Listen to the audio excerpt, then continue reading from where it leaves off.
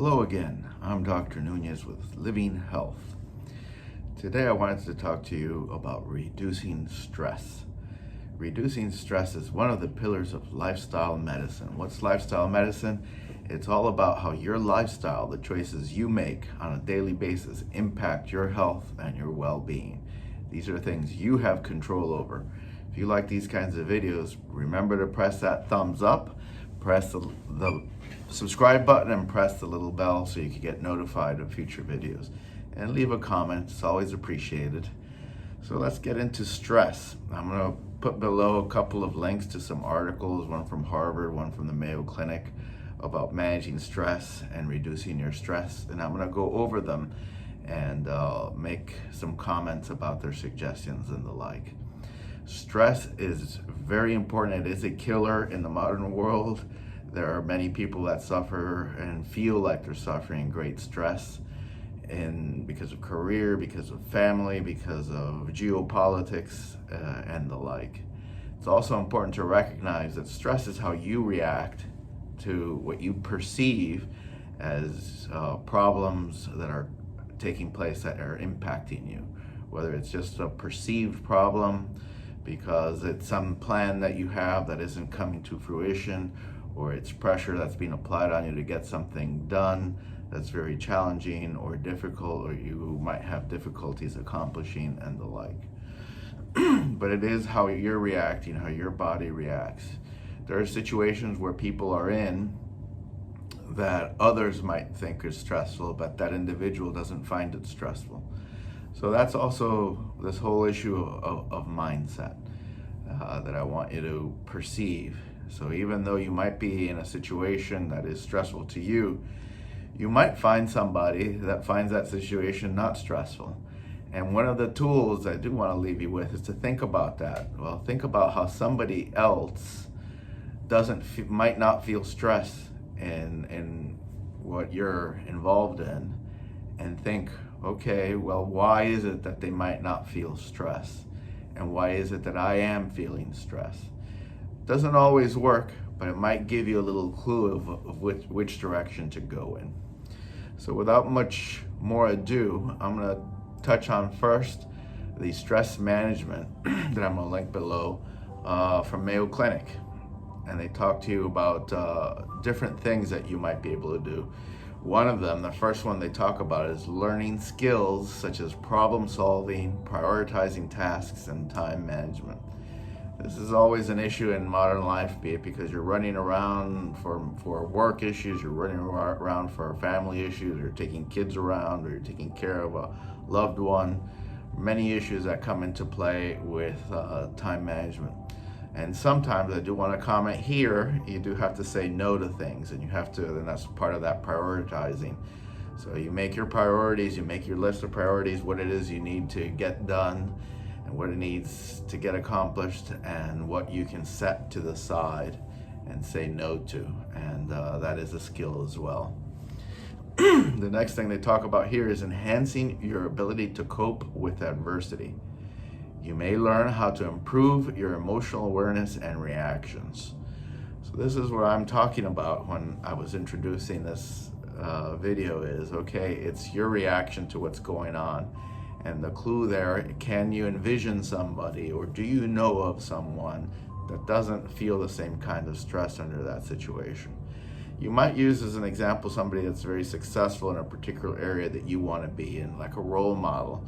And sometimes that's where coaches come in as well. Coaches have experience in a particular area, whether it's lifestyle coaching or wellness coaching or coaching on a career path. And they can give you some orientation as to, okay, how to focus down on what you need to get done, how to get rid of things that are not necessary for your advancing what you're involved in. And that's the other area. I do want to say, and I'll pause here to mention the mental health component. People that do have mental health issues, whether it's depression, which is the common cold to psychiatry, or other similar related issues, can feel an enormous amount of stress. And in those cases, not just coaching, but you should access healthcare professionals. be they psychiatrists, psychologists, counselors, therapists, and those things. And through your health plan, you could usually access that, or through your employer many times, through your HR department. They have what's called employee assistance programs, EAPs, and that can help you manage and deal and cope with stressors. What's the other thing they bring up here on the Mayo Clinic article? Practicing relaxation techniques such as deep breathing, yoga, meditation, tai chi, exercise, prayer. Yes, very important. These components of how to basically take a pause in what you're doing to shift your mind into another area that you feel more relaxed with.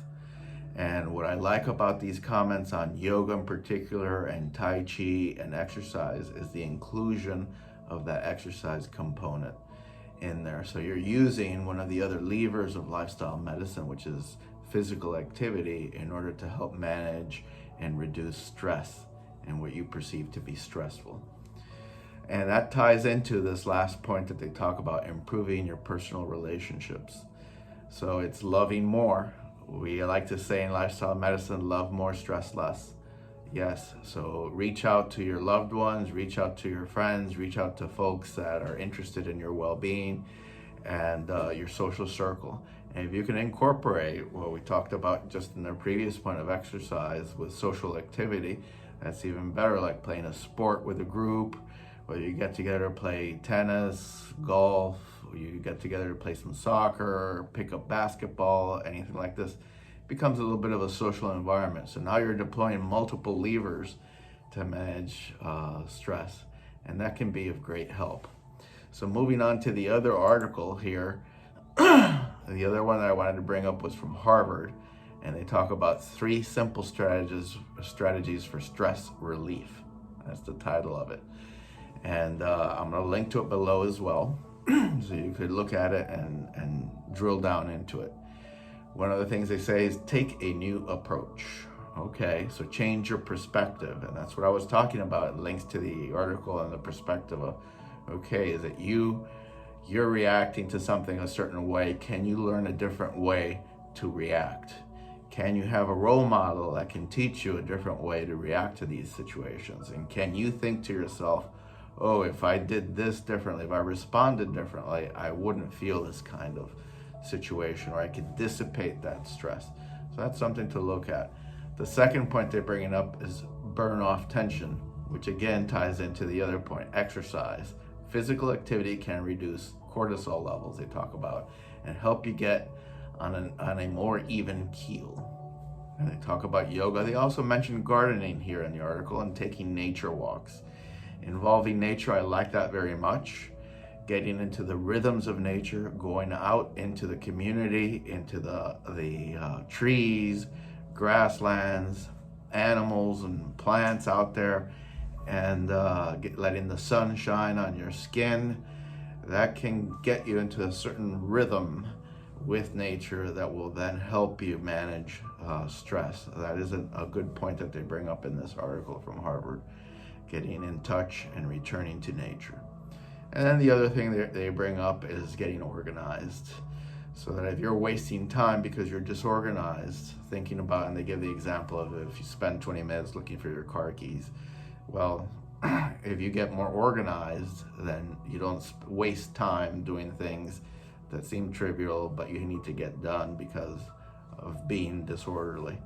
And that is not a bad tip to do, but don't let that impede you. Don't get too obsessed with the little details, which then distract you maybe from a big picture. So I did want to leave you with these things on stress management. Focus on it and try to get it reduced. Stress less, love more. The other component that some of them didn't mention here is sleep. If you focus, then many times stress impacts your sleep. If you focus on recovering your sleep and getting that 7 to 9 hours every night, the same hours, same bedtime, same wake time, that may actually help you with stress during the day and managing stress and making more thoughtful and deliberate decisions during your day, which might then help alleviate some of your stress. If you like these kinds of videos, press that thumbs up, press that subscribe button, press the little bell and leave a comment. It's always appreciated. And again, these are things that you can do, that you have control over, that you can impact your health and your well-being in a very good way. That's what lifestyle medicine is about. Until next time, I'm Dr. Nunez. Bye-bye.